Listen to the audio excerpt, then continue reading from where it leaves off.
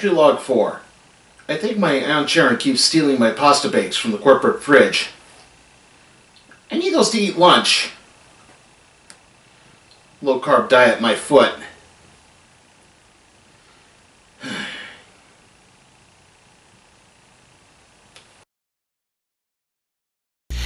Agent Carter arrived at the office to find out that a message had been received on the Leviathan teletype.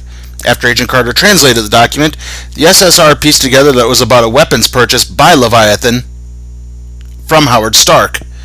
Agent Carter then invited herself along with 3 other agents to Belarus, where the exchange was to take place, much to Agent Thompson's chagrin.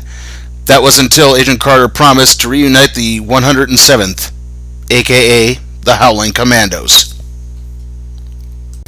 After meeting up with the commandos in Poland, Agent Carter filled in Dum Dum Dugan on the Stark situation as the 2 teams made their way through Lithuania on their way to Belarus. Peggy still believed in Stark's innocence, though she was still somewhat upset about the whole Captain America's blood fiasco. While taking a brief respite around a campfire, SSR Agent Thompson filled in the group on how he earned his Naval Cross. He'd fallen asleep while on guard duty at a camp when 6 Japanese soldiers entered and killed his commanding officer. Thompson was able to prevent more deaths by killing the 6 Japanese soldiers. Arriving at the suspected rendezvous point, the commandos found what appeared to be a boarding school. They then came across a small girl who promptly lulled Dum Dum into a sense of calm and then stabbed him. The young girl killed another commando as she made her escape. While pursuing the girl, the group then came across 2 prisoners being kept in a cell. The prisoners claimed that Leviathan was using them to construct a device that had been stolen from Stark. One of the prisoners tried to negotiate a way out, only to be shot by the other prisoner. Dum Dum arrived to rescue Carter and Thompson, though Thompson seemed a little traumatized during the event. Agent Carter and Thompson did eventually make their way back to America. On the way back, Thompson confessed that the Japanese soldiers who had entered the camp were really surrendering. They weren't there trying to kill anybody, and he had killed them anyway.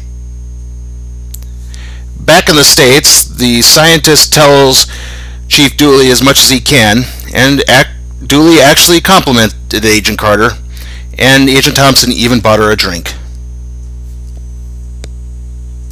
Obviously, the reunion with the Howling Commandos from Captain America the First Avenger was going to be the major draw for this episode. And it more than follows through on that promise. Also, it's nice to see Agent Thompson getting some character development, other than him just being another sexist butthead with possible psychotic tendencies given his previous efforts in the earlier episodes. That being said, apparently he has a crush on Agent Carter, which I don't think was brought up very well at all. It's just Chief Dooley of the SSR says something to that effect. I don't know if that was just a joke or if it was meant to be followed through on. Also, the little revelation with the boarding house mate being an assassin trained by these people doesn't quite make sense if you go by the fact that at the beginning of the episode, it's 9 years before this series takes place. But that actress looks to be about 15 years older than the actress playing the girl in 1937. But overall, I'm going to give this episode a big plus. So, enjoy and see you next week.